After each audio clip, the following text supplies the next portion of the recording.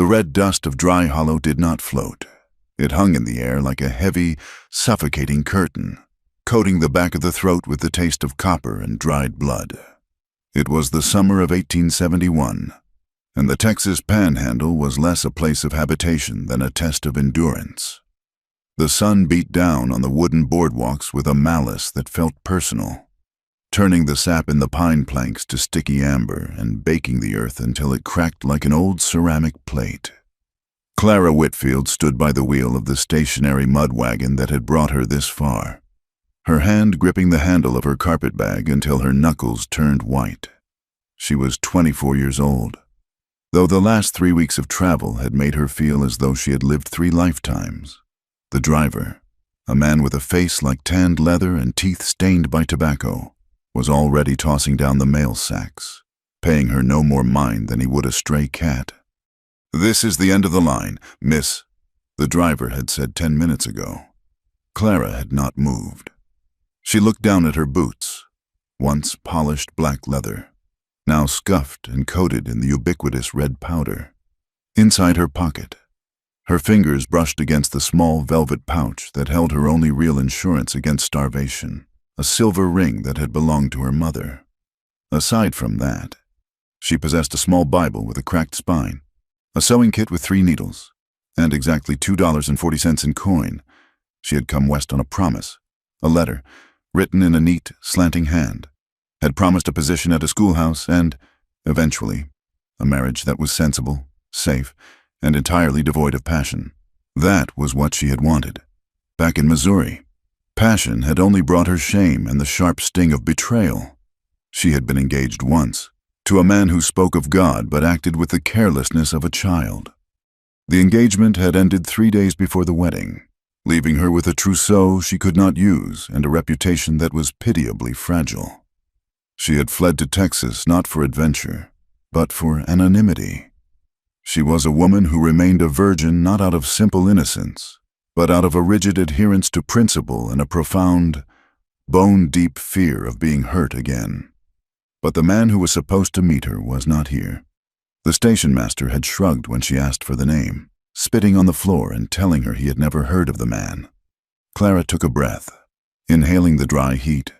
She would not cry. Crying wasted water, and in Dry Hollow, water was clearly a luxury. She straightened her spine, adjusting the high collar of her gray dress. It was too hot for wool, but it was the only respectable traveling clothes she owned. She walked away from the station, moving toward the center of the town. Dry Hollow was built around a square that was little more than a patch of beaten earth where not even weeds dared to grow. On one side stood the saloon, its doors swinging open to release the smell of stale beer. On the other, a general store and a livery stable. But the center of the square was dominated by something that made Clara's steps falter. It was a cage. It was constructed of thick iron bars, welded together with crude efficiency, sitting on a raised wooden platform like a stage for a grotesque play. The sun struck the metal, making it shimmer with heat, and inside the cage sat a man. A crowd had gathered around the structure, perhaps 15 or 20 men, mostly cowhands and drifters, with a few women in faded bonnets lingering at the edges. They were laughing, pointing, and passing a bottle of whiskey between them. The atmosphere was charged with a frantic, ugly energy, the kind of excitement that comes when bored men find something weaker than themselves to torment. Clara should have turned away. A lady from Missouri, a teacher and a midwife in training, had no business spectating at such a display. But her feet carried her forward, drawn by a morbid curiosity she could not suppress. The man in the cage was a Comanche. He sat cross-legged on the scorching wooden floor of the cell, his posture so still he might have been carved from mahogany. He wore buckskin leggings that were dark with grease and dirt, but his chest was bare, exposing skin that was pulled tight over lean, hard muscle. His hair was long, black as a raven's wing, and matted in places, hanging loose around a face that betrayed absolutely nothing. Heavy iron shackles bound his ankles. Another set bound his wrists, the chains short enough that he could not stand fully upright even if the cage had been tall enough, which it was not. "Hey, warrior!" a man in a dusty bowler hat shouted. throwing a small stone through the bars. The stone struck the prisoner's shoulder. The Comanche did not flinch. He did not blink. He stared straight ahead, his gaze fixed on a point in the distance, far beyond the jeering crowd and the dusty buildings. "Look at him," another man sneered. "They say he gutted a man with a skinning knife just for looking at him wrong. A real monster. This one." Clara moved to the edge of the crowd, clutching her bag to her chest. She felt a wave of nausea, not from the heat, but from the palpable malice radiating from the townsfolk. This was their entertainment. In a place where the wind howled and the work broke backs, cruelty had become a pastime. A tall man with a tin star pinned to his vest stepped up onto the platform. He had a thick mustache that drooped over his mouth and eyes that were constantly darting, scanning the crowd for approval. This was Sheriff Blaine Rourke. He rested his hand on the holster of his gun, a gesture that seemed practiced rather than natural. Now, boys," Rourke bellowed, his voice booming but lacking true authority. "Don't damage the merchandise before the circuit judge gets here. We want him hangable, don't we?" The crowd cheered. Rourke grinned, soaking in the attention. He was a man who fed on the fear and validation of others, a bully given a badge. Standing just behind the sheriff, in the shadow of the cage, was a different kind of man. He was older, perhaps 50, dressed in a suit that was of finer cut than anything else in Dry Hollow. He leaned on a cane, though he did not seem to need it. His eyes were cold, calculating, and fixed on the prisoner not with anger, but with the appraisal of a butcher eyeing a side of beef. This was Silas Trent. Clara did not know his name yet, but she recognized the type. He was the kind of man who owned things: land, water, cattle, and people. "Sheriff," Trent said softly. His voice cut through the noise like a razor. "Ensure he gets no water today." "A thirsty dog breaks faster." Rourke nodded quickly, eager to please. "Of course, Mr. Trent, just as you say." Clara felt a flush of indignation rise in her throat. To deny a man water in this heat was not justice. It was torture. She looked back at the prisoner. The local gossip called him a monster, a savage who killed for sport. But Clara had spent 3 years assisting a country doctor in Missouri before she left. She had learned to look at bodies, to read the stories written in flesh and bone. She stepped closer, ignoring the curious glances of a few men who noticed the stranger in their midst. She narrowed her eyes, focusing on the prisoner. He was indeed terrifying in his silence. But as Clara looked, she began to see details that the shouting men missed. She saw the way his lips were cracked and bleeding, not from violence, but from severe dehydration. She saw the way his chest rose and fell in a slow, controlled rhythm, forcing his body to conserve energy. Then, her eyes dropped to his wrists. The iron cuffs were heavy, digging into the skin, but underneath the metal, extending up his forearm, Clara saw a distinct ring of raw, abraded flesh. It was a burn mark, wide and angry. It was not the mark of a shackle. It was the mark of a rope. Clara's mind raced. If the sheriff had arrested him and put him in irons, where did the rope burn come from? It looked as if he had been dragged, or suspended, by a lasso. That was not standard procedure for an arrest. Even out here, that was the mark of a lynching that had been interrupted, or an interrogation that had gone too far. She moved another step closer, until she was only a few feet from the bars. The smell of the cage hit her, a mix of old sweat, iron, and something else. Something wild and organic, like crushed sagebrush and wood smoke. The prisoner shifted slightly. As he turned his head, a lock of heavy black hair fell away from his neck. Clara caught a glimpse of something tied into the strands behind his ear. It was hidden carefully, woven into the darkness of his hair so it would not be seen at a casual glance. It looked like a small, rough piece of leather, carved with symbols she could not read. It was a personal object, a token. If he were the mindless, bloodthirsty savage the sheriff claimed, would he have managed to conceal such a delicate thing through a violent arrest? It suggested a layer of complexity, a secret kept. "You there, miss?" Sheriff Rourke had spotted her. The crowd quieted down, turning to look at the woman in the gray dress.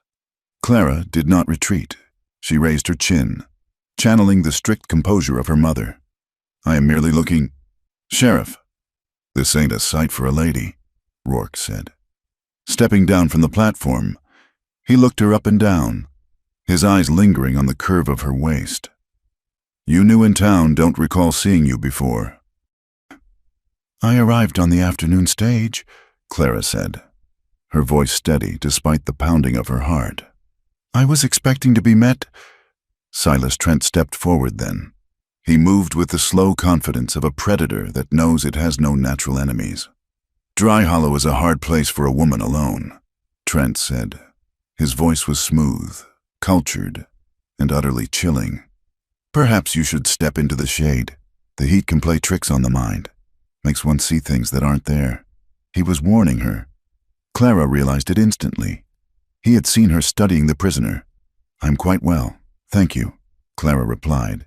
She turned her back on Trent, a dangerous move, and looked once more at the man in the cage. At that moment, the Comanche raised his head. For the first time, he looked directly at her.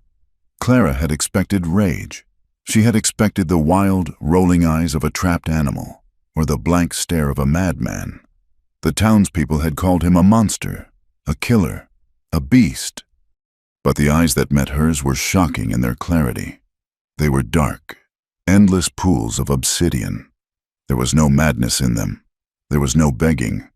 What she saw was a profound, paralyzing pain.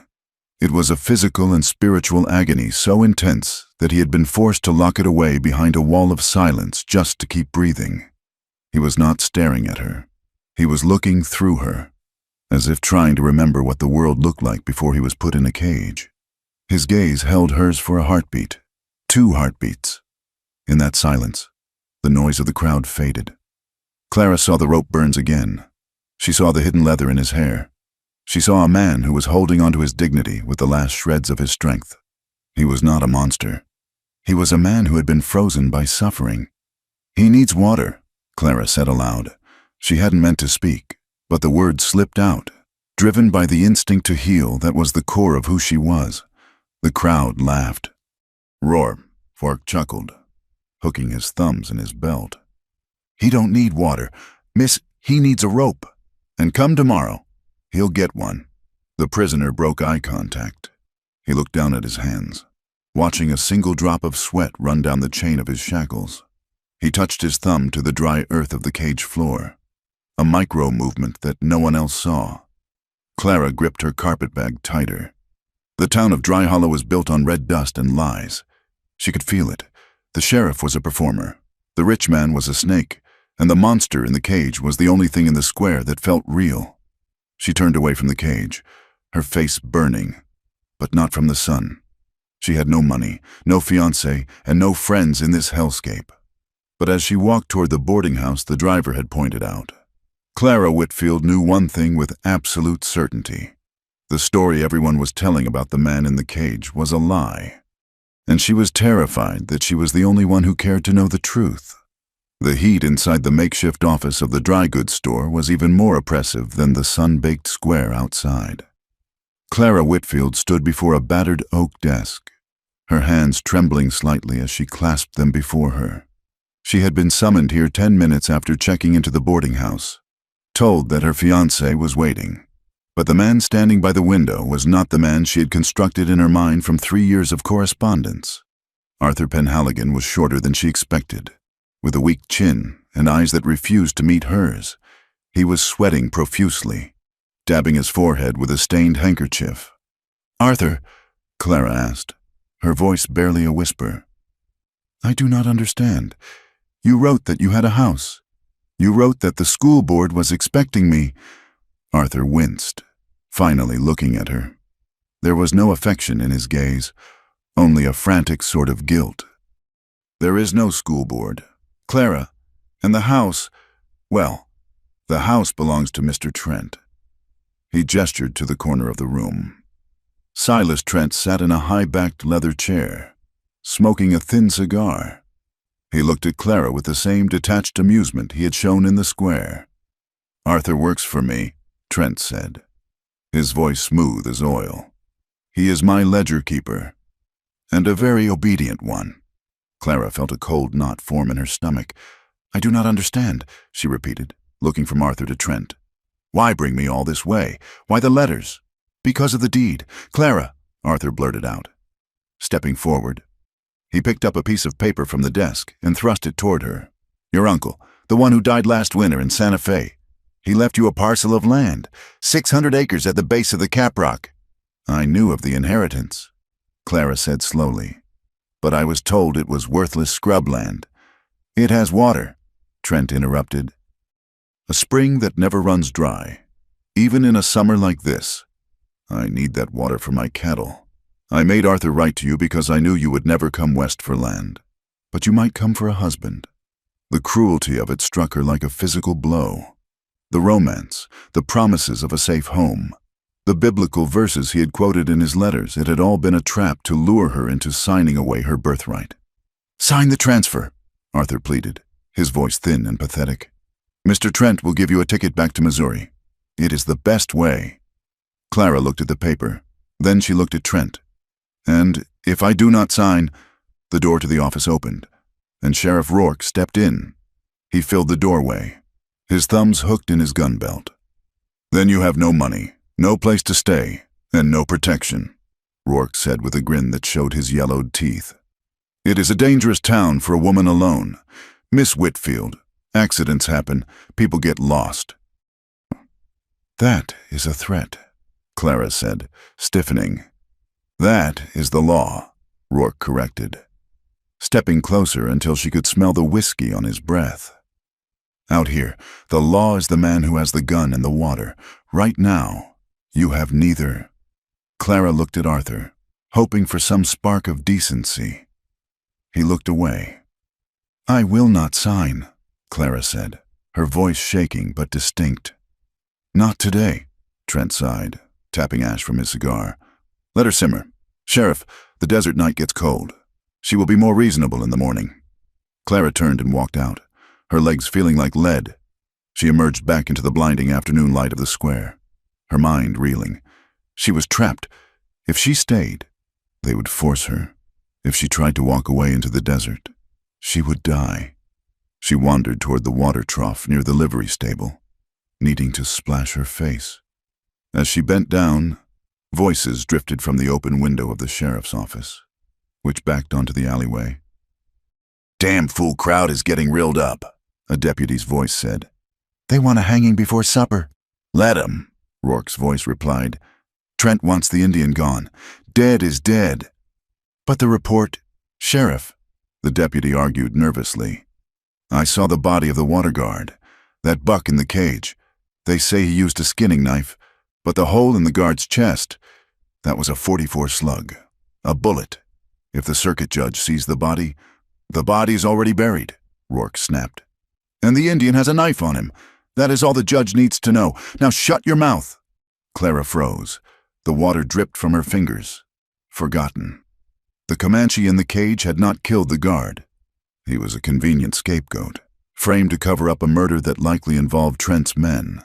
Trent was clearing the board, removing the indigenous claim to the land, removing the witness, and now trying to remove her. She looked toward the square. The atmosphere had shifted from lazy cruelty to active menace. The sun was dipping lower, casting long, blood-red shadows across the dust. A group of men had gathered near the blacksmith's shop. One of them was coiling a heavy hemp rope. They were not going to wait for a trial. They were going to lynch him tonight. Clara felt a sudden, terrifying clarity. She looked at the cage. The prisoner sat exactly as he had before, staring at the horizon. He was going to die for a crime he did not commit, just as she was being destroyed for a land she had never seen. They were both disposable to men like Silas Trent. A cloud of dust rose on the road leading into town. A black buggy, drawn by 2 weary horses, was making its way toward the square. On the side, in fading gold paint, were the words, Territorial Circuit Court. Clara's heart hammered against her ribs. This was the only chance. A slim, jagged chance, but the only one she had. She picked up her skirts and ran toward the cage. The buggy halted in front of the sheriff's office just as the mob began to surge toward the platform. An older man climbed out. He wore a dusty black coat and carried a heavy book under his arm. Judge Amos Halley looked exhausted and irritable. "Sheriff," the judge barked, his voice cracking like a whip. "Why is there a mob gathering in my jurisdiction? I expect a jail, not a circus."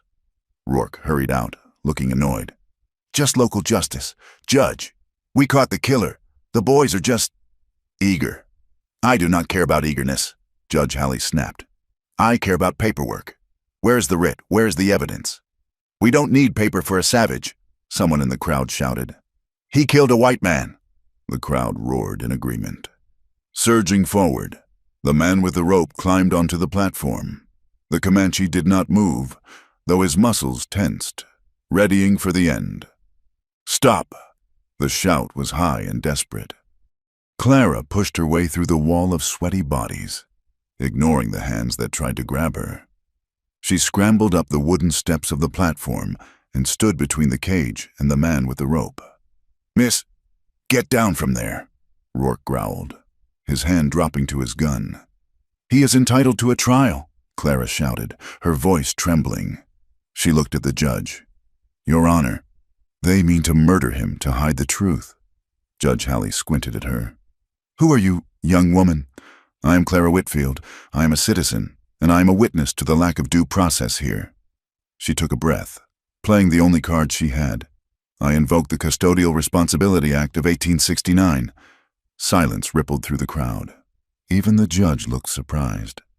It was an obscure piece of legislation meant to clear out overcrowded territorial jails by allowing citizens to take responsibility for non-capital offenders or those awaiting trial, provided they posted bond and assumed full liability. "You cannot be serious," Rourke spat. "He is a killer. He is accused," Clara corrected. "And until he is proven guilty, the law says he can be bonded out. I will post his bail." "With what money?" Trent's voice drifted from the back of the crowd. He was watching with a look of mild curiosity, like a man watching a beetle struggle in a cup. "I have property," Clara said, bluffing with the very inheritance they were trying to steal. "I have the deed to the Whitfield claim. It is worth more than the bond." The judge rubbed his temples. "The law does allow it," Halley muttered. "But miss, you are a single woman. You cannot take custody of a male prisoner. It would be improper, unless there is a familial or marital bond." Clara felt the blood drain from her face. She looked at the prisoner. He was watching her now, his dark eyes intense and unreadable. He understood that something was happening, something that pivoted around him. "Then I will marry him," Clara said. The crowd erupted in laughter and jeers. Rourke looked at her as if she were insane. "Under the territorial law," Clara continued, her voice rising above the noise, "a civil union for the purpose of transport and rehabilitation is valid. I will take him out of this town. I will ensure he stands trial at the military fort in Santa Fe, away from this mob." Rourke stepped forward, his face red. "I won't allow it. He is my prisoner. He is the court's prisoner," Judge Halley interjected, finding his authority. He disliked Rourke, and he disliked lynch mobs even more. "If she posts the bond and assumes the risk, I can clear this docket and get a hot meal." The judge looked at Trent. "Does the town object?" Silas Trent looked at Clara.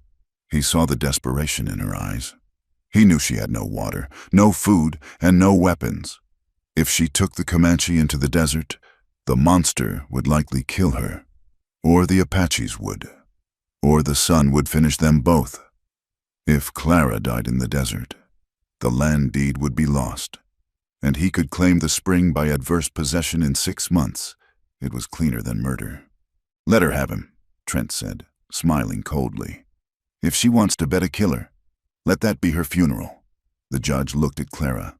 "You understand, miss, that if he escapes, you are liable, and if he harms you, the law cannot protect you once you leave these limits." "I understand," Clara said. She turned to the cage. She walked up to the bars. The smell of him was stronger now, sweat and fear and wildness. "Do you understand?" she whispered to him, not knowing if he spoke English. "I can get you out, but you must not kill me." The Comanche looked at her. Slowly, he rose to his feet. He was tall, taller than Rourke. The chains rattled. He looked at the open gate where the judge was standing with the key. "Does the prisoner agree to the bond?" the judge asked. Bored. The Comanche did not speak. He looked at Clara's face, searching for the lie. He saw the fear in her eyes, but he also saw the stubborn set of her jaw. He saw the ring on her finger. Slowly, deliberately, he knelt. He reached through the bars with his bound hands. He pressed the tip of his index finger into the dry red dust of the platform. Then, he raised that dusty finger and pressed it to the center of his own chest, right over his heart. It was a silent oath, earth and blood. "He agrees," Clara said, her voice breaking. "Unlocking," the judge sighed. 10 minutes later, the sun was bleeding into the horizon. Clara sat on the seat of a buckboard wagon she had rented with her watch, the last thing of value she had besides her mother's ring. The Comanche sat beside her. He was still in chains. Though the judge had given Clara the key to the wrist cuffs, the ankle irons remained. They rode out of Dry Hollow, the red dust swirling around the wheels. Behind them, the sheriff and his men stood on the boardwalk, watching like vultures waiting for a carcass to ripen. Trent raised his cigar in a mocking toast. Clara did not look back. She gripped the reins, her hands shaking uncontrollably now that the adrenaline was fading. She was alone in the vast, emptying landscape with a man the world called a monster. She glanced at him. He was staring straight ahead, his profile sharp against the twilight. He did not look at her. He did not say thank you. But as the town faded into the distance, she saw his shoulders drop, just an inch, as the air of the cage left his lungs. They were free, and they were in terrible danger. The vastness of the Texas Panhandle was a deception. To the untrained eye, it looked empty, a rolling ocean of sagebrush and mesquite under a sky so wide it felt heavy. But as Clara Whitfield guided the rattling buckboard wagon away from Dry Hollow, she realized the land was not empty. It was watching. Every rustle of dry grass, every distant cry of a coyote, felt like an accusation. The silence between her and the man on the bench seat was absolute. Tuba sat with his knees pressed together, his body angled slightly away from her, as if he were trying to occupy the smallest possible space. The iron shackles on his ankles clanked with every jolt of the wagon wheels against the hard-packed earth. The key the judge had given her burned in her pocket, but she had not yet used it to free his wrists. She told herself it was prudence. They were miles from civilization now, and the stories of the Comanche monster still echoed in her mind, despite her public defense of him. The sun began to dip, painting the horizon in bruised purples and bloody oranges. The wind picked up, shifting from a furnace blast to a dry, biting chill that cut through Clara's thin gray dress. Clara glanced at him sideways. He was staring at the horizon, his profile sharp and unmoving. He had not asked for water. Though his lips were parched, he had not asked for the key. He simply endured. Her own internal conflict churned like the dust beneath the wheels. Back in Missouri, her experience with men had been defined by their demand for space, for attention, for submission. Her former fiancé had been a man who filled a room with his voice and his needs. Yet here sat a warrior, a man accused of butchery, who seemed intent on making himself invisible to ensure her comfort. He kept his bound hands low in his lap, hiding the chains. When the wagon lurched and his shoulder brushed hers, he flinched away instantly, a sharp intake of breath his only sound. He was not avoiding her because he was guilty. He was avoiding her because he expected her to strike him. The realization hit Clara with the force of a physical blow. She pulled on the reins, bringing the weary horses to a halt near a cluster of limestone rocks that offered a sliver of shelter against the wind. "We stop here," she said, her voice sounding thin in the immense silence. "The horses need rest." Tuba nodded once but did not move to get down. The ankle chains would make climbing down difficult without help. Clara set the brake and climbed down. She walked to his side of the wagon. "I will help you." She expected resistance. Instead, he simply looked at her, his obsidian eyes scanning her face for a threat. When she offered her hand to steady him, he hesitated for a long moment before taking it. His grip was firm but startlingly gentle, his skin rough like sandpaper. As he stepped down, the chains rattled loudly, a jarring noise that made the horses pin their ears back. They set a meager camp in the lee of the rocks. Clara had purchased a small sack of cornmeal and some dried beef with her last few cents, along with 2 canteens of water. She broke a piece of the hard beef and held it out to him. He took it with a nod. They ate in silence, the only sound the wind hissing through the creosote bushes. "I am Clara," she said, pointing to herself. He stopped chewing and looked at her. He did not respond. "Clara," she repeated, enunciating clearly. He lowered his gaze to the fire she had built from dried roots. He tapped his chest lightly with his bound hands, a ghost of the gesture he had used in the town square. But he said no name. He offered no sound. "Can you speak?" she asked. He looked at his wrists, then at the horizon. He made a gesture near his mouth, a cutting motion, then shook his head. Clara frowned. Was he mute, or had he simply forgotten how to speak the language of men after months in a cage? Or perhaps, she thought with a shudder, he simply chose not to speak to a white woman. The answer had to wait. A sound drifted on the wind, not the coyote, not the rustle of grass. It was the rhythmic thud of hooves, fast hooves. Tuba froze. His head snapped up, his posture shifting instantly from passive endurance to predatory alertness. He scrambled to his feet, ignoring the drag of the chains, and extinguished their small fire with a kick of dirt. "What is it?" Clara whispered, panic rising in her throat. He grabbed her arm, not gently this time, but with urgent force, and pulled her behind the limestone slab. He pointed toward the ridge they had just crossed. Silhouetted against the dying light were 3 riders. They were not wearing the uniforms of the cavalry, nor did they ride with the discipline of the sheriff's posse. They rode loose and reckless. These were the self-appointed deputies, hired guns looking for a bounty or just a night of violence. "They want the wagon," Clara realized, her heart hammering against her ribs. "They want the deed." The riders slowed as they spotted the wagon. "Looks like they stopped for a picnic. Boys!" one voice shouted, carried by the wind. It was a rough, slurring voice. "Come out, little lady. We just want to check your papers." Tuba looked at Clara. He held up his bound wrists and looked at her with intense, demanding eyes. He needed his hands. Clara fumbled for the key in her pocket. Her fingers were shaking so badly she dropped it into the dust. A gunshot rang out, the bullet spanging off the rock inches above their heads. Clara gasped, dropping to her knees to search for the key in the twilight gloom. Tuba did not wait. He dropped to the ground beside her, his eyes scanning the dirt. He found the small iron key and pressed it into her hand. He held out his wrists, steady as a stone. Clara jammed the key into the mechanism. Click! The first cuff fell. Click! The second! He was free. For a terrifying second, Clara thought he might run, or worse, turn on her. Instead, Tuba rubbed his wrists for a fraction of a second, then pointed to a narrow fissure in the rocks behind them. "Go," his eyes said. He did not run. He picked up a heavy, jagged piece of limestone and melted into the shadows of the rocks, moving with a silence that defied his size and the chains still on his ankles.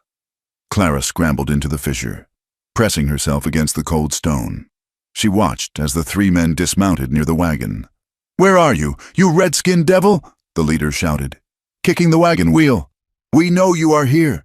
They moved toward the rocks, guns drawn. The violence, when it happened, was not like the stories in the Penny Dreadfuls. It was fast, brutal, and confusing. The first man passed a large boulder. Suddenly, a shadow detached itself from the rock. Tuba struck not with a knife, not with a gun, but with the flat of the heavy stone he carried. He brought it down on the man's arm, shattering the wrist that held the pistol. The man screamed, dropping the gun. Before the second man could turn, Tuba swung the ankle chain that bound his feet, using his own captivity as a weapon. The heavy iron link swept the man's legs out from under him. As the man fell, Tuba stepped in, delivering a precise, calculated kick to the temple. The man went limp. The third man, the leader, panicked. He fired wildly into the dark. "Show yourself." Tuba did not show himself. He circled. He picked up a handful of red dust and threw it into the wind, blinding the gunman. As the man sputtered and wiped his eyes, Tuba lunged. He tackled the man, driving him into the dirt. Clara covered her mouth to stifle a scream. She expected Tuba to kill him. She expected him to take the man's knife and end it, as the townspeople claimed he would. But Tuba did not strike a killing blow. He pinned the man's arms with his knees, grabbed the man's collar, and slammed his head against the hard earth once, hard enough to knock him unconscious, but not hard enough to crush the skull. Then, silence returned. Tuba stood up, breathing heavily. He looked down at the three groaned, unconscious forms. He kicked their guns away, scattering them into the brush. He did not take their scalps. He did not gloat. He turned to look at the fissure where Clara hid. He held out his hand, palm open, safe. Clara emerged, her legs trembling. She looked at the fallen men, then at Tuba. "You did not kill them," she whispered. He looked at the men with something like pity, then shook his head. He pointed to the wagon. It was too risky to stay. The gunshots would attract others. They worked quickly. The wagon was too slow and conspicuous now. They unhitched the two horses.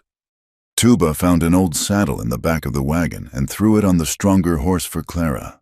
He would ride bareback on the other, despite his shackled ankles. They rode deeper into the night, leaving the road and cutting across the rough terrain to lose any trail.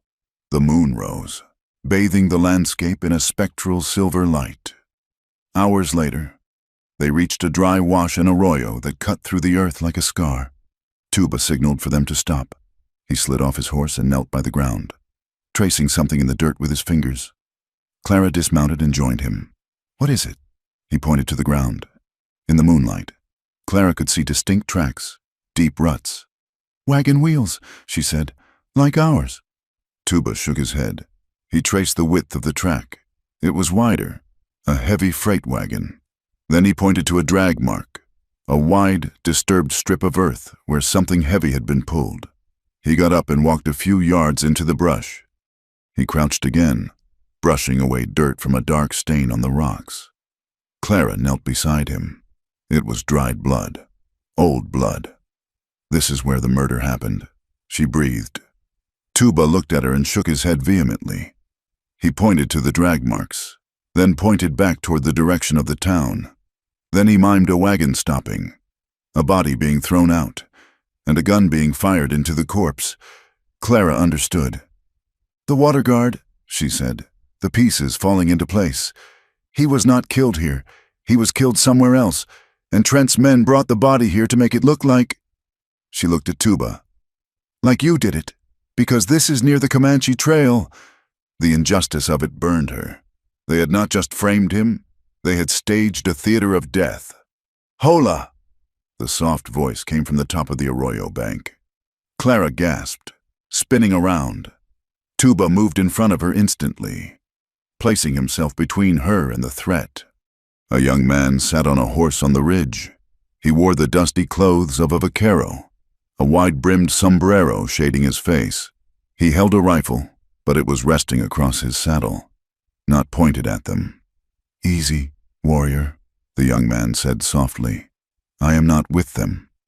He rode down the bank slowly, hands visible. He looked to be about 20, with a face that was handsome but tired. "I am Mateo," he said, looking at Clara. "I saw the dust. I saw you leave town." "Are you working for Trent?" Clara asked, her voice sharp. Mateo spat on the ground. "I work for Trent because my mother needs to eat, but I do not sell my soul to him.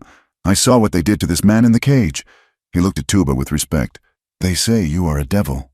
Amigo, but a devil would have killed those 3 idiots back at the rocks. I watched from the ridge. Tuba relaxed his stance slightly. He seemed to recognize Mateo, or perhaps he recognized the poverty and exhaustion in the boy's eyes, a shared language of the oppressed. You cannot go north, Mateo said. Trent has men watching the pass.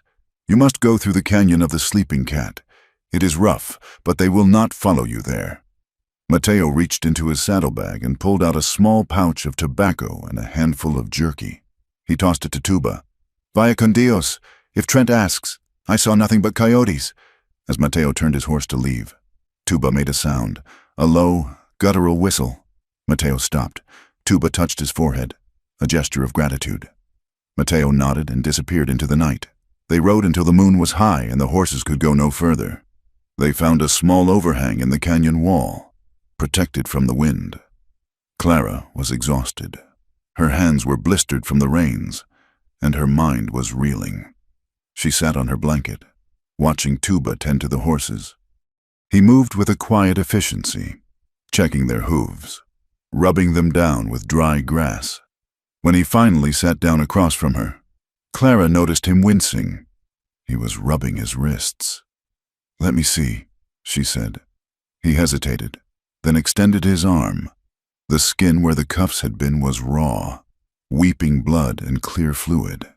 The metal had ground away the flesh down to the muscle in places. Clara opened her small sewing kit. She didn't have much medicine, but she had a small vial of carbolic acid and clean strips of linen. This will sting, she warned. She poured a drop of water from the canteen onto a cloth to wash the dirt away. He did not flinch.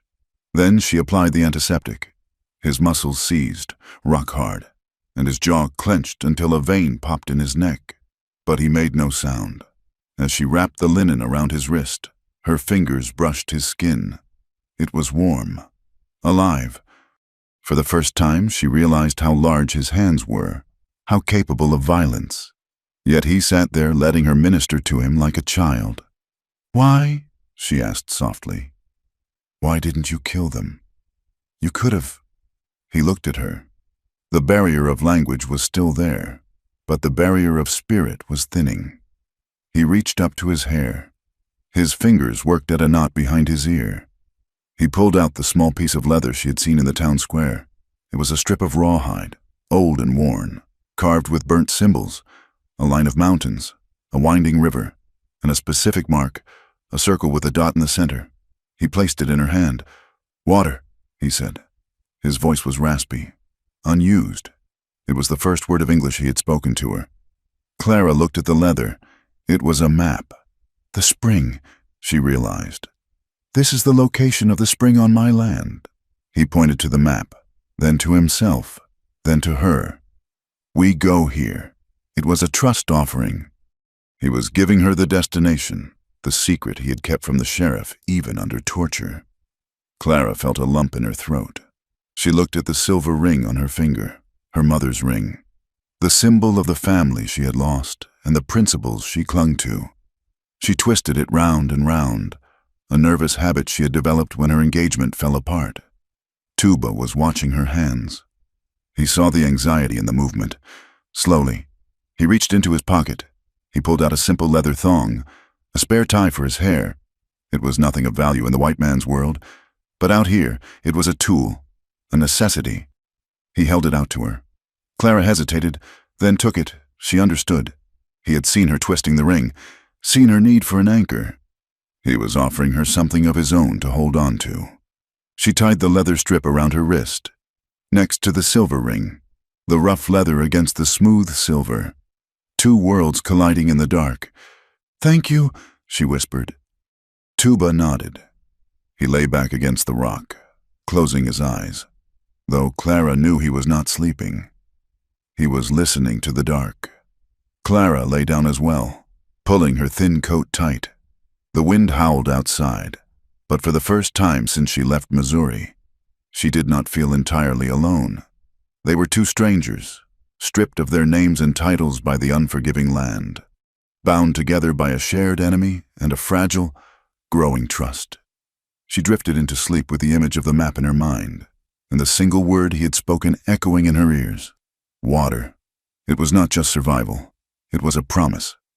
The journey to the base of the Caprock Escarpment had taken 2 grueling days, but when the landscape finally opened up, it felt less like an arrival and more like a revelation.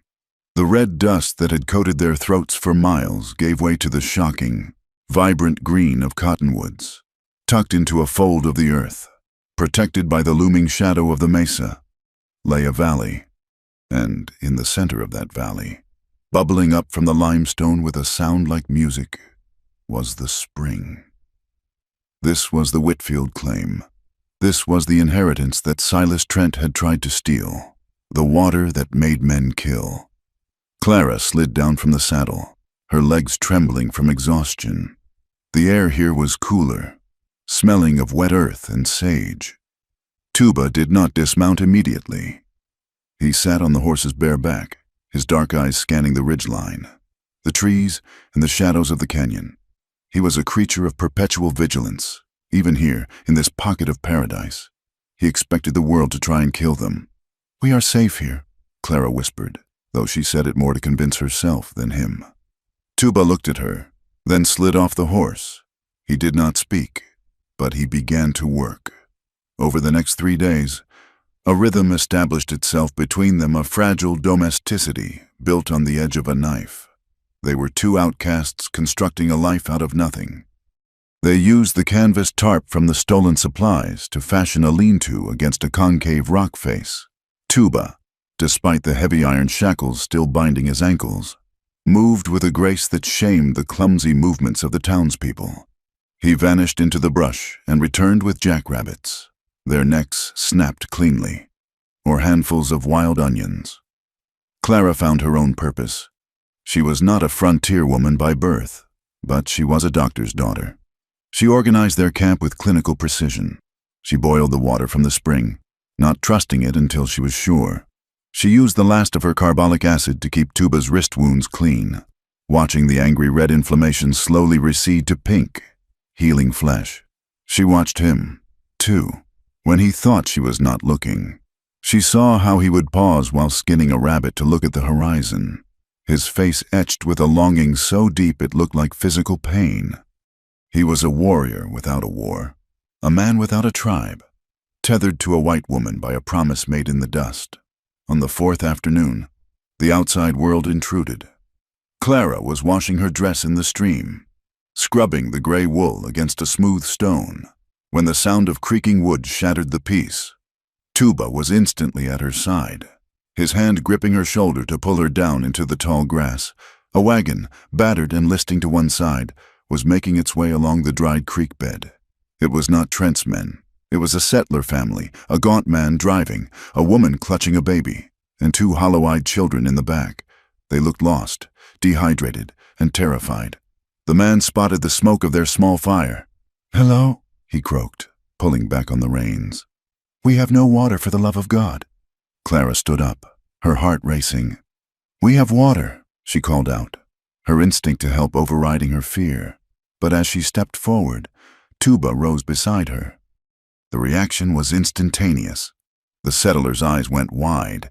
He dropped the reins and fumbled for a shotgun resting at his feet. "Indian!" he screamed.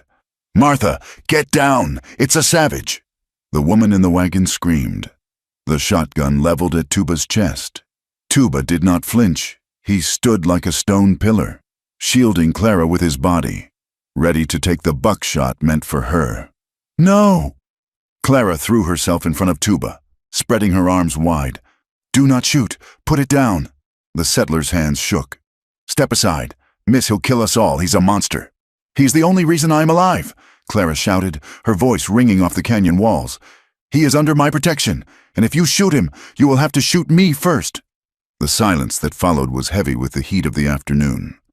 The settler looked at Clara, a white woman, disheveled but commanding, standing in defense of a Comanche warrior. It was a tableau that violated every rule he knew. Slowly, the man lowered the gun. We just want water, miss." "Then take the water," Clara said, her voice hard. "Take it and go. And if you see anyone on the road, you tell them you saw no one here. That is the price of the water." The family drank like cattle, casting fearful glances at Tuba, who watched them with an expressionless mask. When they finally rattled away, disappearing back toward the main trail, Clara felt her knees give way. She sat down hard in the grass. Tuba crouched beside her. He looked at the direction the wagon had gone, then back at her. "Safe," he said. The word was rough, like gravel grinding together. Clara looked at him in surprise. He tapped his chest. "You, safe." Then he pointed to the gun the settler had held, and then to himself. "No, harm." It was a profound effort. He was trying to tell her that he understood what she had done. She had stood between him and death, just as he had stood between her and the posse. "Water," Clara said, pointing to the stream, reinforcing the word he already knew. Then she pointed to the fire. "Fire." Tuba watched her lips. "Fairy," Clara smiled, a genuine, tired smile. She pointed to herself. "Clara." He hesitated. He looked at her with an intensity that made her breath catch. "Clara." Then he pointed to himself. "Tuba." "Tuba," she repeated. It was the first time she had said his name aloud. It felt heavy and real on her tongue. That night, the wind turned cruel. The temperature in the high desert plummeted after sunset, and the thin air carried a bite that pierced through Clara's worn coat. They had built a fire against the rock face to reflect the heat, but it was not enough. Clara sat wrapped in her blanket, shivering violently. Her teeth chattered, a sound she tried to suppress but could not. Tuba sat on the other side of the fire, feeding small sticks into the flames. He seemed impervious to the cold, or perhaps he simply refused to acknowledge it. He looked at her, seeing the tremors racking her small frame. He stood up and moved around the fire. He did not ask for permission, but he moved slowly, giving her time to object. He sat down next to her, close enough that she could feel the heat radiating from his body. He took his own blanket, a rough, woolen thing he had taken from the wagon, and draped it over her shoulders, over her own blanket. Then he hesitated. The social distance between them was a canyon wider than the one they were hiding in. He was a Comanche male, a prisoner. She was a white woman, a teacher, but the cold did not care about propriety. Clara looked up at him. The firelight danced in his obsidian eyes. She realized suddenly that she wanted him to stay. She wanted the warmth, yes, but she also wanted the presence of the only person in the world who had not lied to her. "Sit," she whispered. "Please." Tuba settled back down, his shoulder pressing lightly against hers. The warmth was immediate, seeping through the layers of wool. Clara felt a sudden, overwhelming wave of vulnerability. It wasn't just the physical proximity. It was the realization that she was completely in his power, and yet she felt safer with him than she had ever felt with Arthur, her fiancé, or even her own father. But the fear was there, not of him, but of herself, of the expectations of the world, of the fact that she was 24 years old and entirely unlearned in the ways of men. Despite the assumptions people made about a woman traveling alone, "I was supposed to be married," she said quietly, staring into the fire. "Arthur, he wrote me letters. I thought I was coming to a home." Tuba listened, his head tilted. He might not have understood all the words, but he understood the tone of betrayal. "I have never—" Clara paused, her face flushing hot in the darkness. She turned to look at him. He was watching her with a calm, steady gaze that demanded honesty. "Still a virgin, warrior," she warned. The words hung in the air between them, stark and defensive. She explained, her voice trembling. "It is not because I do not understand love. It is because my life was controlled. By my father, by the church, by rules. I was afraid to give myself to anyone because I had nothing else to call my own. I need to trust before I can be—" She didn't know if he understood the complexity of her confession. She was telling him that she was not the experienced, worldly woman the town assumed she was. She was telling him that she was fragile. Tuba looked at her for a long time. He looked at the silver ring on her finger. then at the leather tie she wore on her wrist. He understood what she was saying. She was offering him a truth she had given to no one else. She was drawing a boundary, but she was also inviting him to stand at the edge of it. Slowly, Tuba raised his hand. He did not touch her face or her hair. He placed his large, calloused palm flat against his own chest, directly over his heart. He leaned in slightly, his voice dropping to a low rumble that vibrated in the quiet night. "Then I'll be your patient forever." The English was broken, the accent thick, but the intent was crystal clear. It was a vow. He was not Arthur. He was not a man who took. He was a man who waited. He was a hunter who knew that the most precious things could not be trapped. They had to come willingly. Clara let out a breath she felt she had been holding for years. Tears pricked her eyes. She leaned her head sideways, resting it tentatively against his shoulder. He did not pull away. He did not escalate the moment. He simply sat there, a solid wall of warmth against the cold wind. After a moment, he reached out and took her hand, the one wearing the silver ring, and covered it with his own. His thumb brushed over her knuckles, a rhythmic, soothing motion. It was not a kiss. It was not a passionate embrace. But as the fire crackled and the coyotes sang in the distance, Clara felt a thrill that was far more potent than mere lust. It was the thrill of being seen and being safe. The peace of the valley was shattered the next morning. Clara was tending to the snares when a pebble skittered down the canyon wall. She looked up to see Mateo, the young vaquero, scrambling down the rocks. His face was pale beneath his tan, and his horse, tethered at the rim, looked ridden to exhaustion. "You must go," Mateo gasped, stumbling toward them. "Now!" Tuba was there in an instant, helping the boy steady himself. "Trent," Mateo spat out, accepting the water skin Clara offered. "He has hired men, not just cowboys. He brought in hunters from Dodge City. Professionals. They are tracking the wagon wheel marks." "They know we are here?" Clara asked, gripping her Bible. "They know you are in the basin," Mateo said, "and the sheriff is with them. They have a warrant for Tuba, dead or alive, mostly dead. And for you, Miss Clara, they say you are a captive. They say they are coming to rescue you, even if they have to shoot through him to do it." "They are coming for the water," Clara said bitterly. "The rescue is a lie." "They will be here by sundown," Mateo warned. "You have to run south, into the Badlands." Clara looked at Tuba. Running south meant starvation. It meant being hunted like animals until they made a mistake. It was not a life. She looked down at the Bible in her hands. It was the only thing she had left of her mother. During the long nights, she had found comfort in the familiar verses, but this morning, as she had nervously thumbed through the pages, she had felt a stiffness in the back cover. "Wait," Clara said. She opened the Bible. With a small knife from the mess kit, she slit the lining of the back cover. A folded piece of parchment slid out, yellowed with age but preserved by the leather binding. "My mother told me to never sell the land," Clara murmured. "She said my father was a fool with money, but the land was special." She unfolded the paper. It was not just a sentimental letter. It was a sworn affidavit, signed by a territorial judge and her uncle, dated 10 years prior. It detailed the survey of the Whitfield claim. Her eyes scanned the legal script, and then she saw it. Said parcel, including the entirety of the subterranean spring and surface rights, which shall remain inalienable from the deed holder. Any transfer of land without explicit, separate notarization of water rights is void.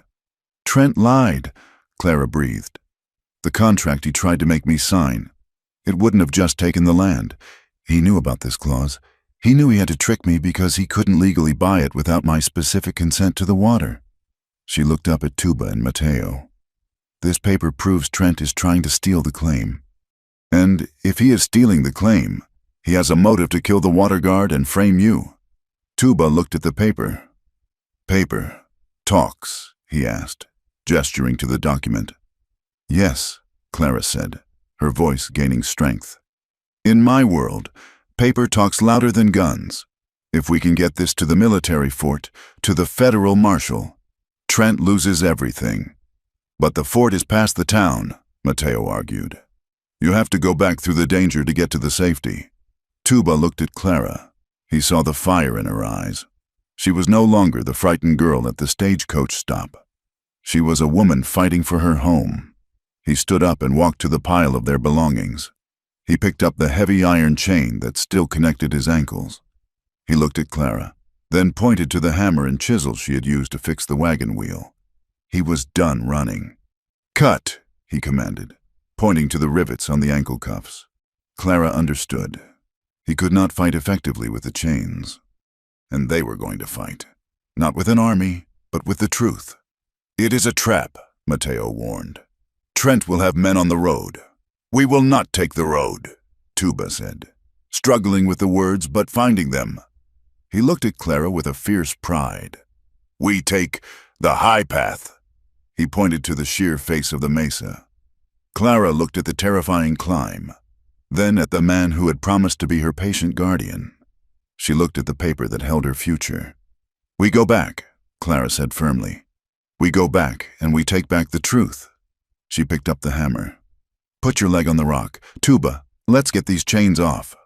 As the hammer struck the iron, the sound rang out across the valley like a bell, signaling the end of their retreat and the beginning of their war. The sun was beginning to bleed behind the rim of the canyon when they reached the Narrows. This was the only way out of the basin, a choke point where the limestone walls squeezed together like the jaws of a vise, leaving only a narrow strip of rocky ground alongside the creek bed. Clara rode the mare, her back stiff, the Bible tucked securely inside her coat against her ribs. Tuba walked ahead, leading the horse. He was no longer the shackled prisoner she had driven out of Dry Hollow. The iron cuffs were gone, left in the dust of the valley. He moved with a fluid, predatory grace, his head turning constantly, reading the wind, the shadows, and the silence. The silence was wrong. It was too deep. The birds that usually chattered in the scrub oak at this hour were gone. The wind, usually whistling through the cracks in the rock, seemed to be holding its breath. Tuba stopped. He raised a hand, signaling Clara to halt. He crouched low, pressing his ear to the canyon wall. Then, he looked back at her. His eyes were hard. Trouble.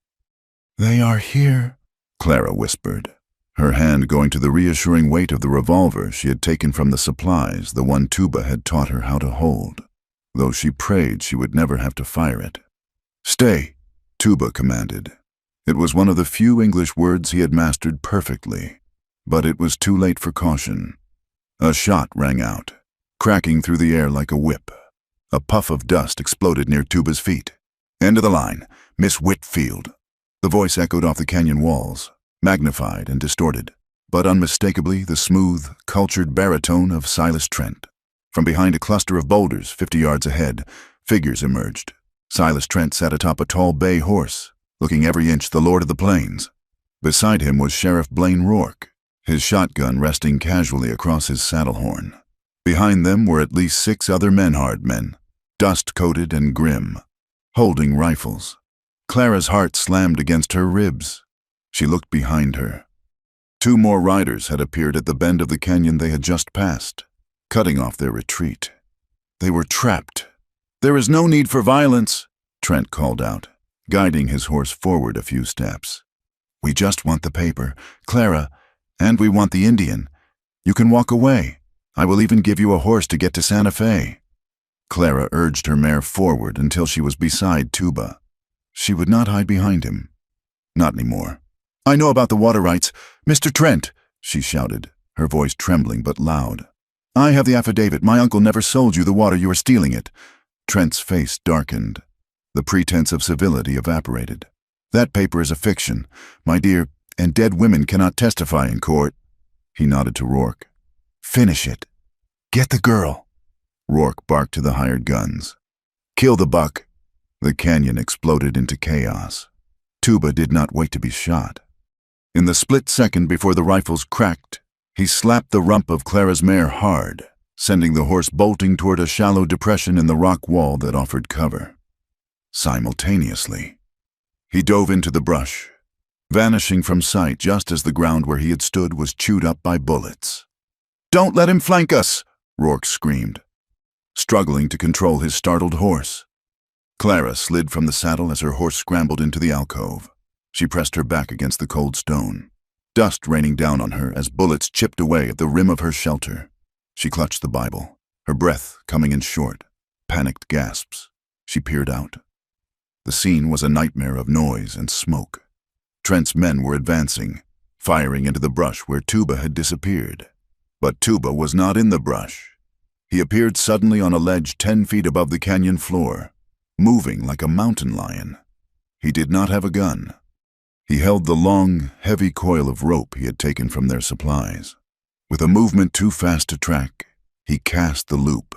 It settled perfectly over the shoulders of the nearest gunman. Tuba yanked back with the strength of a man who had survived the hell of the iron cage. The gunman was ripped from his saddle, flying backward to land with a bone-jarring thud in the dirt. The man's rifle clattered away. Tuba did not shoot him. He dropped from the ledge, landing beside the stunned man. Before the mercenary could reach for his pistol, Tuba kicked the weapon away and delivered a single, precise blow to the jaw. The man went limp. "He's above us," another man shouted, firing wildly at the rocks. Tuba was already moving. He used the terrain as a weapon, weaving through the boulders, drawing their fire away from Clara. He was a ghost, a shadow. Every time they thought they had a bead on him, he was gone, reappearing to strike a rock thrown with deadly accuracy to smash a hand holding a gun. A sudden rush to spook a horse and send its rider tumbling. He was fighting a war, but he was not fighting as they expected. He was not the bloodthirsty savage of their stories. He was disarming them, disabling them, stripping them of their power without taking their lives. "Stop playing games," Trent roared, his face red with rage. "Mateo, take the flank! Flush the girl out!" Clara froze. "Mateo!" From the side of the creek bed, the young vaquero rode into view. He was leading 3 of Trent's hired guns. He looked straight at Clara's hiding spot. "There!" Mateo shouted, pointing his rifle at her. "She is in the rocks! Follow me!"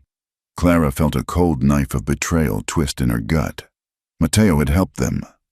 Had he sold them out in the end? Mateo spurred his horse, charging not directly at Clara, but toward a patch of smooth, wet sand near the creek edge, the quicksand that formed after the flash floods. "Follow me!" Mateo yelled again, driving his horse to jump the treacherous patch. The 3 hired guns, blind with the lust for the kill, followed him. They did not know the land. They did not see the danger. The first horse hit the mud and sank to its knees instantly, pitching its rider forward into the muck. The second rider tried to swerve, colliding with the third. In seconds, the flank attack turned into a churning, shouting mess of trapped horses and cursing men. Mateo pulled his horse up on the solid ground beyond. He turned, raised his rifle, and fired not at Clara, but into the air. "It is a trap," Mateo shouted, but he was smiling at Clara. He had led them into the mire to save her. "Treason!" Trent screamed. He drew a pearl-handled revolver from his coat. "I will kill you all myself." Sheriff Rourke had had enough. He saw his men faltering, saw the monster dismantling his posse piece by piece. He turned his horse toward Clara's alcove.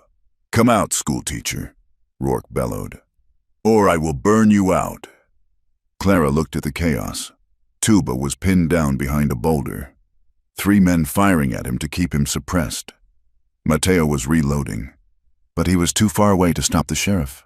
If she stayed hidden, Tuba would die trying to reach her. If she ran, she would be shot. She looked at the Bible in her hand. The truth. Clara stood up. She stepped out from the alcove, into the open. The wind whipped her skirts around her legs. She looked small against the towering walls of the canyon, but she stood straight. "Stop!" she screamed. Her voice was high and clear, cutting through the gunfire. "I have the proof." Clara held the parchment high, waving it like a flag. "This is the affidavit Trent knew the water belonged to the estate. He staged the murder to cover his theft." Rourke laughed, a harsh, ugly sound. He leveled his shotgun at her. "You are a foolish woman. Do you think I care about paper? I am the law here. You are a murderer, Clara shouted, her eyes locking onto his. You killed the water guard. Tuba didn't do it. You did it to frame him because he saw you moving the boundary markers. The accusation hung in the air. For a second, the shooting slowed. The hired men looked at Rourke. They were mercenaries, not ideologues. Killing a Comanche was one thing. Being part of a land swindle that involved murdering a white guard was another. She is lying, Rourke yelled, his finger tightening on the trigger. Drop her. Drop your weapon. Sheriff! The command boomed from the canyon entrance behind Trent, deep and authoritative. Everyone froze, riding into the canyon, flanked by 4 uniformed soldiers of the U.S. Cavalry, was Judge Amos Halley. Beside him rode a man with a silver badge on his chest, a U.S. Marshal. Mateo had not just warned them to run. He had sent a telegram from the station before he left. He had brought the federal law. Judge! Trent shouted, his face draining of color. Thank God you are here, this woman. She has gone mad. She is armed and dangerous. Silence, Judge Halley roared. He rode forward, his eyes blazing. I received a very interesting message from young Mateo here, and I have been listening to this mad woman screaming about an affidavit. The judge looked at Rourke. Lower your weapon. Sheriff, now. Rourke hesitated. His eyes darted around like a trapped rat. He looked at Trent, but Trent was already distancing himself, sitting stiffly on his horse, looking straight ahead. Rourke realized he was the scapegoat. The rage boiled over. I am the law, Rourke screamed. He swung the shotgun back toward Clara. Bang! The shot did not come from Rourke. A rock, the size of a fist, struck Rourke's wrist with the force of a cannonball. The shotgun discharged into the dirt as Rourke howled in pain, dropping the weapon. Tuba stood on the rock above Clara, his chest heaving, his arm still extended from the throw.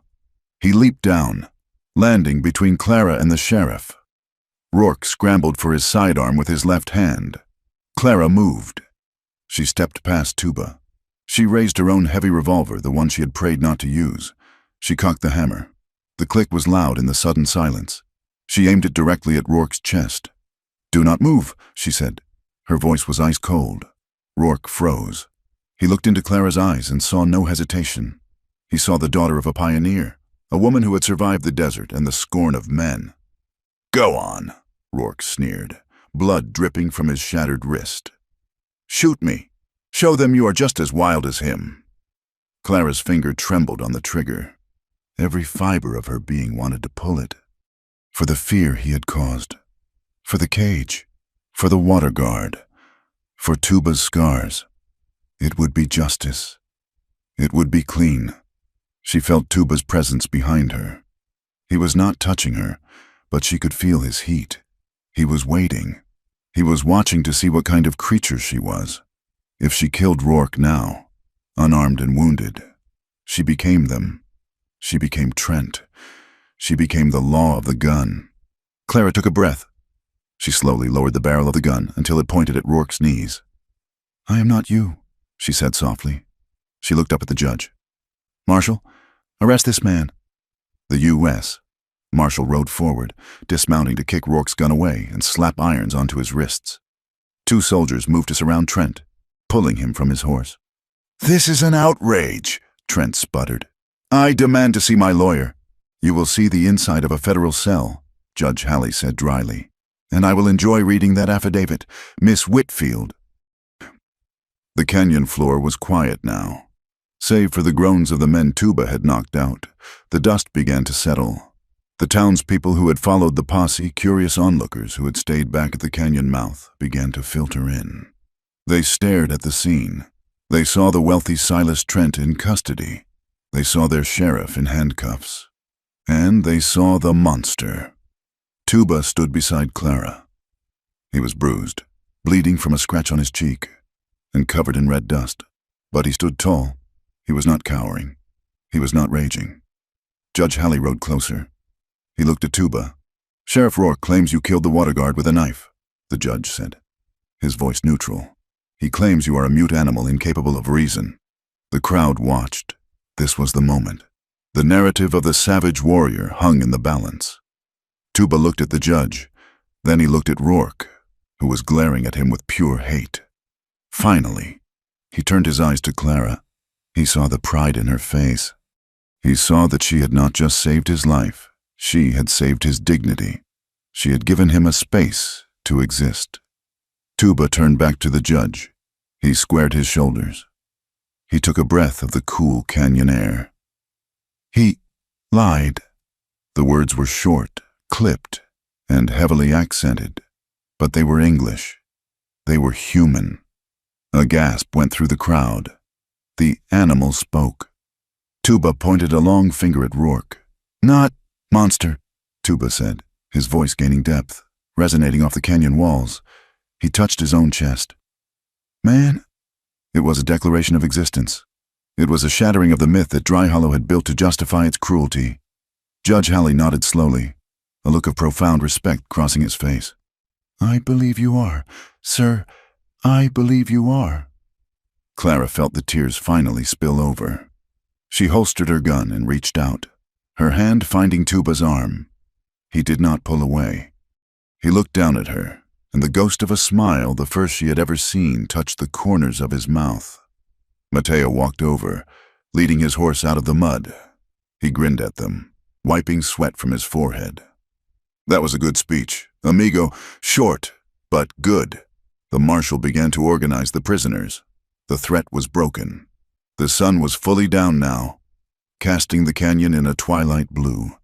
Clara looked at the spring bubbling nearby. The water was clear, running over the rocks, indifferent to the violence men inflicted on each other for it. "It is over," she whispered. Tuba looked at the water, then at the open road leading back to the town, and beyond that, to the fort where his name would be cleared. "No," Tuba said softly, so only she could hear. "Start." He was right. The survival was over. The living was just beginning. The victory at the canyon was loud, violent, and immediate. But the justice that followed was a slow, grinding machine that smelled of ink, stale tobacco, and unwashed wool. They had traveled to the military outpost at Fort Bascom, crossing the territorial line where the jurisdiction was clearer and the influence of Silas Trent was weaker. The fort was a bleak collection of adobe buildings and timber stockades, sitting under the relentless sun like a blister on the earth. Here, the drama of the shootout faded into the tedium of bureaucracy. Clara Whitfield spent 3 days sitting on a hard wooden bench in the provost marshal's office. The room was stifling, filled with the scratching of pens and the murmuring of clerks who looked at her with a mixture of curiosity and disdain. To them, she was a scandal, a white woman traveling with a Comanche, a schoolteacher who had held a gun to a sheriff's chest. "State your name for the record," the military clerk said for the 5th time, dipping his pen into the inkwell. "Clara Whitfield," she replied, her voice raspy from the dry air but unyielding. "And the man you are holding in the guardhouse is not a prisoner of war.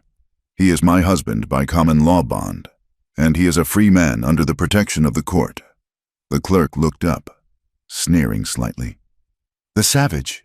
You mean—" "His name is Tuba," Clara said, leaning forward. "And if you call him a savage again, I will lodge a formal complaint with Judge Halley, who is currently dining with your colonel." The clerk soured but wrote down the name. It was not a heroic process. There were no cheering crowds. Clara had to detail every moment of their journey, every threat made by Trent, every action taken in self-defense. She had to strip her life bare and lay it out on legal paper to be judged by men who had never known a day of hunger or true fear. Tuba was kept separately. They did not put him in a cage, thanks to the judge's orders, but he was confined to a barracks room, watched by 2 armed guards. He was an object of fascination for the soldiers. They came to stare at the monster who had taken down Sheriff Rourke's posse without firing a shot. They expected a raving beast. Instead, they found a man who sat in perfect stillness, staring at the wall, refusing to engage with their taunts. Judge Amos Halley was the only reason they were not thrown out of the fort.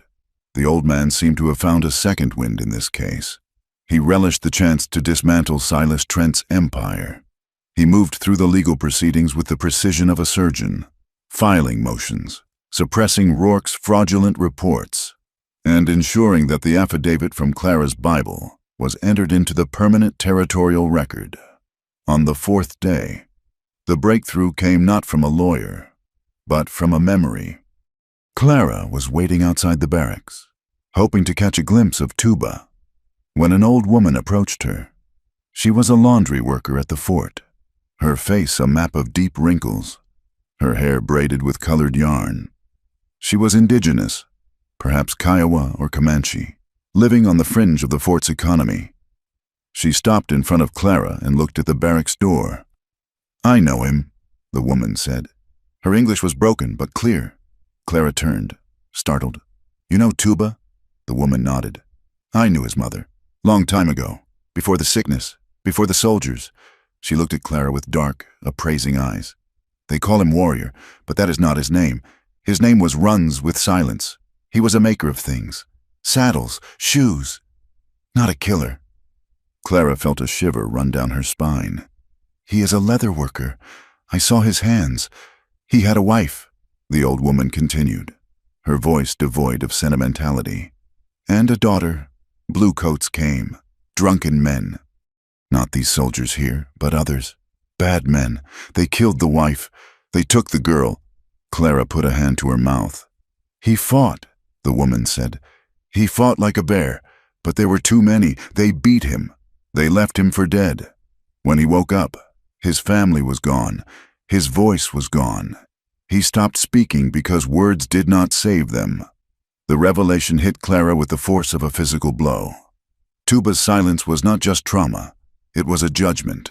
He had judged the world unworthy of his voice because the world had taken everything that mattered. And yet, in the canyon, he had spoken. He had spoken to save her. "Will you tell the judge?" Clara asked, gripping the woman's arm. "Will you tell them he is not a monster?" The woman looked at the fort commanders walking across the parade ground.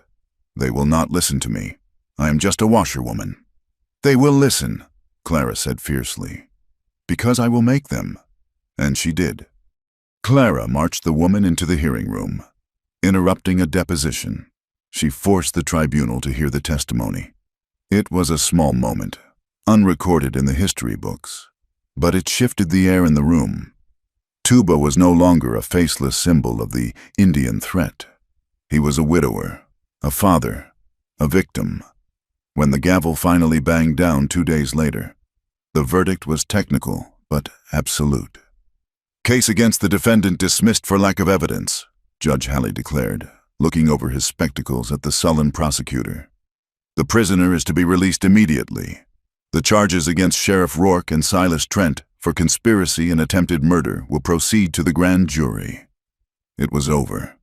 But as they walked out of the fort gates, the reception was not warm. A group of settlers, waiting for supplies, spat on the ground as Tuba passed. "Should have hanged him," one man muttered. "Giving them rights now. What is the world coming to?" Clara felt the heat rise in her cheeks, but Tuba did not react. He walked with his head high, his eyes fixed on the horizon. He was used to the hate. What was new was the piece of paper in Clara's pocket, a document stamped with the seal of the United States territory, declaring the Whitfield claim, including all water and mineral rights, to be the sole property of Clara Whitfield. And there was another paper, a smaller one, a marriage certificate, hastily drawn up by the fort chaplain to satisfy the custodial responsibility loophole that had gotten them out of Dry Hollow. They camped that night 10 miles from the fort, under the shelter of a grove of mesquite. The air was cool, and the sky was a vast, indifferent canvas of stars. Mateo had ridden with them. The young vaquero had been officially fired by Trent's foreman, but he looked happier than Clara had ever seen him. He sat by the fire, cleaning his rifle. "So," Mateo said, tossing a stick into the flames, "I am a free agent now. No job, no money, and a sheriff who wants to shoot me if he ever gets out of jail." "You have a job," Clara said. She looked at Tuba, who was tending to the horses. "We have land, 600 acres, but we cannot work it alone. We need someone who knows cattle, someone who knows the market." Mateo grinned. "I am expensive." Patrona, we can pay you in land, Clara offered. 10 acres of your own, with water rights. After 1 year, Mateo's smile faded into a look of shock. Land ownership was a dream for a man like him, usually destined to be a hand for the rest of his life. You are serious, dead serious, Clara said. Mateo looked at Tuba. The Comanche nodded once, a sharp, affirmative motion. Then you have a deal, Mateo said. He stood up, stretching. I will take the first watch. You two, you have things to talk about. He walked away into the darkness, leaving them alone. Clara sat by the fire, twisting the silver ring on her finger. The metal felt heavy tonight. It was the ring her mother had given her, the ring that represented a life of safety, of propriety, of doing what was expected. She looked at Tuba. He was sitting on a log, watching her. He was no longer the patient. He was the partner. Clara slowly pulled the ring from her finger. She held it in the firelight for a moment, watching the silver gleam. Then, she reached into her pocket and pulled out a small wooden matchbox. She placed the ring inside and slid the box shut. She did not throw it away. That would be denying who she was. She simply put it away. It was a memory, not a shackle. She looked at her wrist. Where the leather thong Tuba had given her was still tied. It was rough, weathered, and strong. Tuba, she said softly. He looked at her. The paper from the fort, she began, struggling to find the right words. It says, we are married. In the eyes of the law, you are my husband. That is why they let you go. That is why you are safe. Tuba nodded. Paper shield. Yes, Clara said. A shield. But, she took a breath. I do not want to lie to you. A paper is not a heart. You made a promise to be patient. I am holding you to that. Tuba moved off the log and sat on the ground near her, close enough to touch but respecting the distance. He picked up a stick and drew a circle in the dirt. Inside the circle, he drew 2 lines side by side. Paper is for them, he said, gesturing toward the direction of the fort. He touched his chest. Heart is for here. He looked at her with an intensity that made Clara's breath catch. I learn, he said. I learn words. I learn your world, so I can speak for you, so you do not have to hold the gun. It was a profound offer. He was offering to change, to adapt, to enter the world that had caged him, solely so he could protect her. Clara reached out and took his hand. His palm was rough, calloused from years of work and war. And I will teach you, she promised. But we build this slowly, like a house, stone by stone. Stone by stone. Tuba repeated, testing the English sounds. He squeezed her hand gently. They returned to the valley 3 days later. It was different now. It was no longer a hiding place. It was a homestead. The work that followed was grueling. The romance of the West evaporated in the face of the reality of survival. There were fences to be built to keep the few cattle Mateo had managed to round up. There were irrigation ditches to be dug from the spring to the flatland where they hoped to plant corn. Clara's hands, once soft and stained only by ink, became hard and brown. She learned to swing a hammer, to mix mud for the adobe bricks, to shoot a rabbit for the stew pot without flinching. Tuba worked with a terrifying intensity. He built a cabin from the cottonwood timber and stone, constructing it with the precision the old woman had spoken of. He was a craftsman. He made a door that fit so perfectly not a breath of wind could get through. He built a rocking chair for Clara, carving the arms with smooth, flowing lines that mimicked the flow of the water. They fell into a routine that was intimate but chaste. They slept in the same small cabin Clara in the bed Tuba had built, Tuba on a pallet of furs near the door. He was still the guardian, the warrior at the gate, but the mornings were soft. They would drink coffee together as the sun came up over the mesa, and Clara would teach him 3 new words. Seed, Clara would say, holding up a kernel of corn. Seed, Tuba would repeat. Life inside. Yes, Clara smiled. Life inside. One afternoon, 2 months after their return, a wagon appeared on the horizon. It was not Trent. Trent was awaiting trial in Santa Fe. his empire crumbling as creditors and lawyers picked over the carcass of his business. This wagon was modest, covered in canvas that had seen better days. It halted at the edge of their property, near the new fence line. Clara was in the garden, hoeing rows for the late squash. She stood up, wiping sweat from her forehead. Tuba was on the roof of the cabin, fixing a shingle. He slid down instantly, landing cat-like, his hand going to the knife at his belt. "Wait," Clara said, putting a hand on his arm. "Look." The driver of the wagon was a man who looked terrified. Beside him was a woman who was clearly in distress, clutching her swollen belly. "Please," the man shouted. "My wife, the baby is coming early. The wagon broke an axle on the rocks. We can't move." Clara did not hesitate. The memories of Dry Hollow, of being stranded and ignored, were still fresh. "Bring her inside," Clara shouted, dropping her hoe. "Mateo!" "Help them with the horses." Tuba watched them. He saw the fear in the white man's eyes as he looked at the Comanche standing by the door.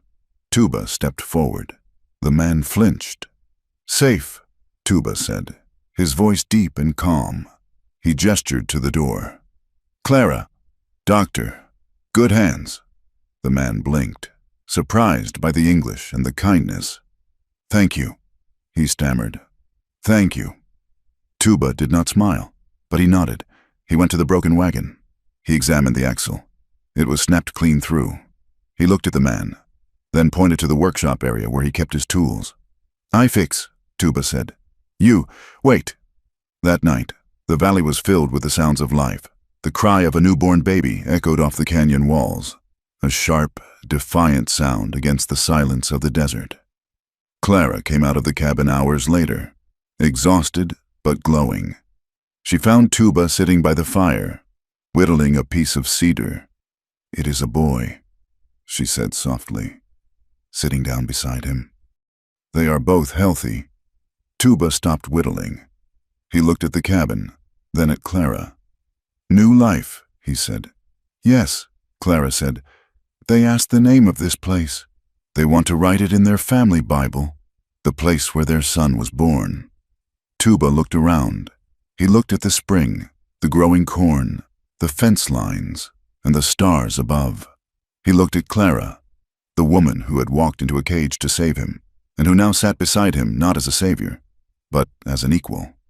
He thought of the word for home in his own language, but that felt like the past.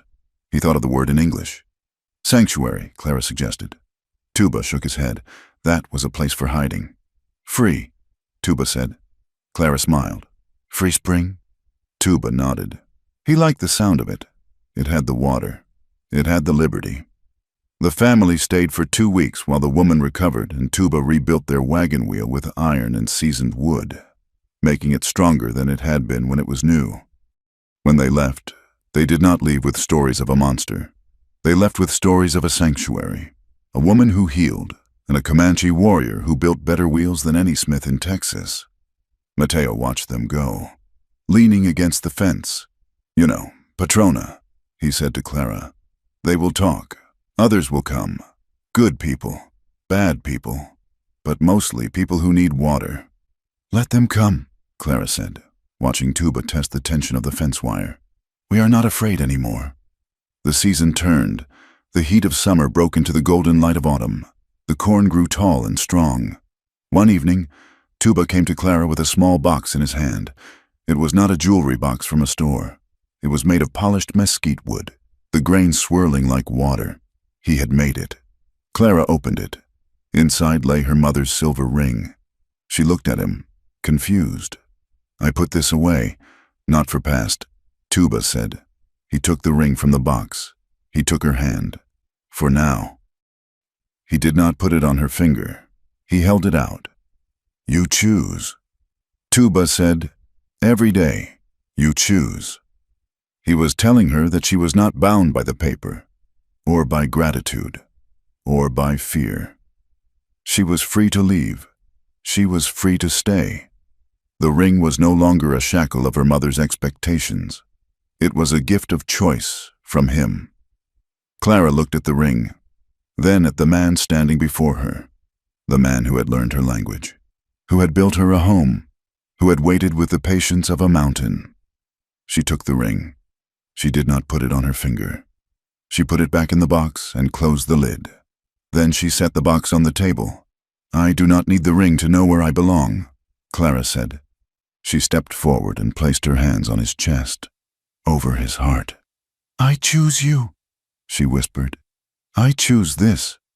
Tuba let out a long breath, and for the first time, he wrapped his arms around her fully, pulling her into the warmth of his body. It was not the desperate cling of survival anymore. It was the solid, enduring embrace of a man holding his world. Outside, the wind blew through the cottonwoods, but inside, the fire was steady, and the silence was no longer empty. It was full. The winter of 1871 finally broke, retreating north toward the Rockies and leaving the Texas panhandle washed in the pale, hopeful light of spring.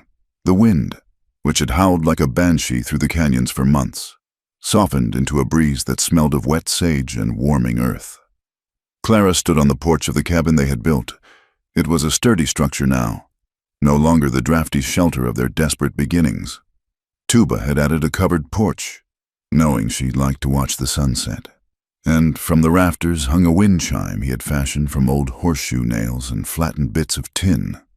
It did not sound like the delicate crystal chimes of the parlors back in Missouri. It made a low, melodic, clinking sound, like the heartbeat of the land itself. She wiped her hands on her apron.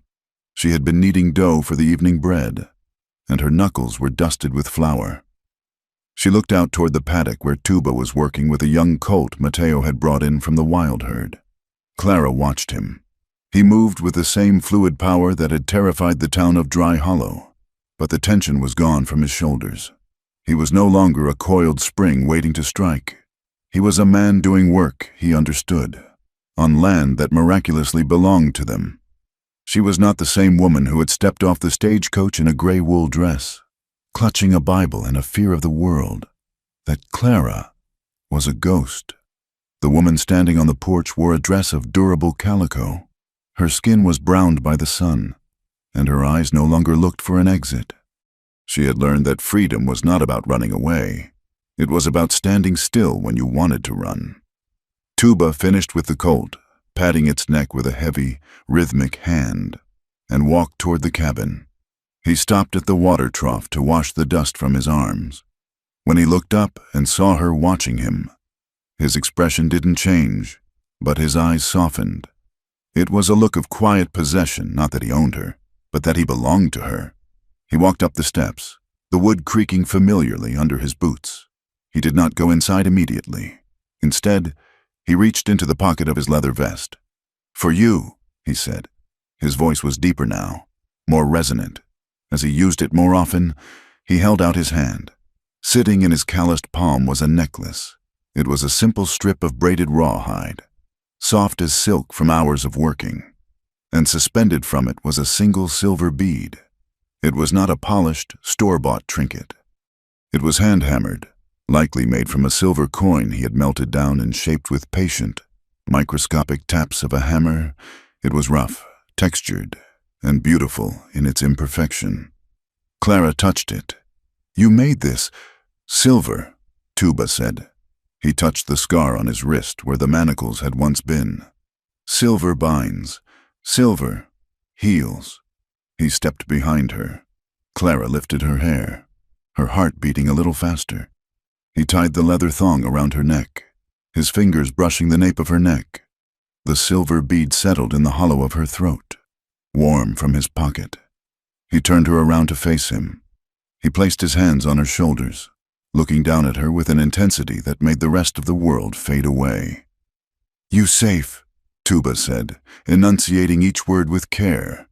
"With me." It was the completion of the sentence he had started in the cave, months ago. Water, safe, no harm, now. It was a statement of fact. "I know," Clara whispered. She reached up and covered his hands with hers. "I am not afraid." That night, the valley was silent. The wind chime outside offered only the occasional soft note. Inside the cabin, The fire in the stone hearth had burned down to glowing embers, casting a deep orange light across the room. They had eaten in a comfortable silence. Now, Clara sat on the edge of the bed Tuba had built from oak, solid and unmoving. Tuba stood by the fireplace, banking the coals for the night. Clara watched the play of muscle in his back. For months, they had lived with a line drawn between them, a line of respect, of trauma, of propriety. He had promised to be her patient guardian.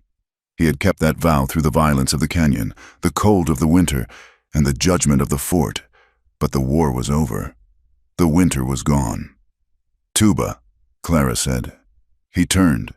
He saw her sitting there, her hair unpinned and falling over her shoulders, the silver bead gleaming at her throat. He saw the look in her eyes. It was not the look of a teacher instructing a student. It was the look of a woman calling to her husband. "You said you would be patient forever," Clara said softly. Tuba nodded slowly. "Forever." Clara stood up. She walked across the rough wooden floor until she stood before him. She could smell the scent that was uniquely his wood smoke, cured leather, and the clean, sharp smell of the wind. "You do not have to wait any more," she whispered. She reached out and undid the top button of his shirt. Tuba froze for a second, his breath hitching. He looked at her face, searching for any sign of hesitation, any flicker of the old fear. He found none. He found only trust, a trust so absolute it terrified him more than any gun. He raised his hand, his fingers trembling slightly, and touched her cheek. His skin was rough, scarred from a lifetime of survival, but his touch was lighter than a feather. It was a reverence. "Clara," he breathed. It was a prayer. When he kissed her, it was not the crashing violence of a storm. It was the slow, inevitable rising of the tide. It was the meeting of two people who had been hollowed out by the world and had filled each other up again. He lifted her effortlessly, carrying her to the bed as if she were made of glass, yet holding her as if she were the only solid thing in the universe. There was no rush. There was the rough texture of his hands against her skin, the warmth of his breath, the weight of his body shielding her from the vast emptiness of the plains. In the darkness of the cabin, stripped of their histories and their scars, they were not a white woman and a Comanche warrior. They were just a man and a woman, finding a language that required no words, claiming a joy that the world had tried to deny them. The seasons turned, as they always did. Summer brought the heat, but also the harvest. The homestead at Free Spring became a landmark. It wasn't a town, and it wasn't a ranch in the traditional sense. It was a hub. Mateo had returned, bringing with him a dozen head of cattle and 2 other vaqueros who were tired of the cruelty of the trail bosses. They built a bunkhouse near the creek, their laughter and guitar music drifting on the evening air. One Sunday in July, a buggy rattled down the canyon road. It was Judge Amos Halley, looking older but still sharp-eyed, accompanied by a circuit preacher who looked like he had swallowed a lemon. "Just passing through on the way to Santa Fe," the judge claimed, climbing down with a groan. "Though I heard the water here is the best in the territory." Clara wiped her hands on her apron and smiled. "The water is free, Judge. The coffee will cost you a story." They sat on the porch. The preacher seemed nervous, eyeing Tuba, who was sharpening a scythe by the barn. But when Tuba approached, offering a ladle of cool water with a nod of respect, the tension broke. "We have no church here," Clara told them, "but we have a Bible, and we have peace." The preacher, perhaps realizing that God was found in more places than just buildings with steeples, offered a simple blessing over their house. He prayed for the crops, for the cattle, and for the union of these 2 souls. It was a small thing, but as the Amen drifted up toward the mesa, Clara felt the final brick of their legitimacy slide into place. But the true definition of their home came a month later. A familiar canvas-topped wagon creaked into the yard. It was the family they had helped the previous autumn, the couple whose baby had been born in the cabin. The baby, Samuel, was now a chubby, bright-eyed infant, sitting on his mother's lap. "We were heading back east," the husband explained, looking sheepish. Arizona didn't work out. Too dry. We wondered if you needed hands. I can work wood. My wife, she can sew. Clara looked at Tuba. They didn't need hands. They had Mateo and the vaqueros. They were managing. Tuba looked at the baby. He walked over and held out a finger. The infant grabbed it, his tiny, pale hand wrapping around Tuba's dark, scarred finger with a grip of surprising strength. Tuba looked at the mother. He walks soon. Any day now. The woman smiled tiredly. Tuba looked at Clara. He didn't need to speak. She saw it in his eyes. He was remembering his own daughter, the one the soldiers had taken. He could not bring her back, but he could ensure that this child, this Samuel, had a place to walk where the ground was safe. We have timber, Tuba said to the man. We build another room. Clara felt a lump in her throat. This was the twist she hadn't expected. She had thought family was something you were born into, or perhaps something you married into. But out here, in the shadow of the Cap Rock, family was something you gathered. It was the people who stopped, the people who stayed, the people who broke bread and shared the water. They were an island of misfits, a disgraced schoolteacher, a silenced warrior, a rebellious vaquero, and a failed settler family. And yet, together. They were stronger than Silas Trent had ever been with all his money and hired guns. Late that afternoon, as the sun began its descent, painting the sky in violent streaks of violet and gold, Clara and Tuba walked down to the edge of the spring. This was where it had started. The water bubbled up from the limestone, clear and cold, just as it had for 1,000 years. It didn't care about deeds or affidavits. It simply gave life. Clara stood beside Tuba, her shoulder brushing his arm. She wore the silver bead at her throat. She looked at her reflection in the water, a woman who had found her strength not by hardening her heart, but by opening it.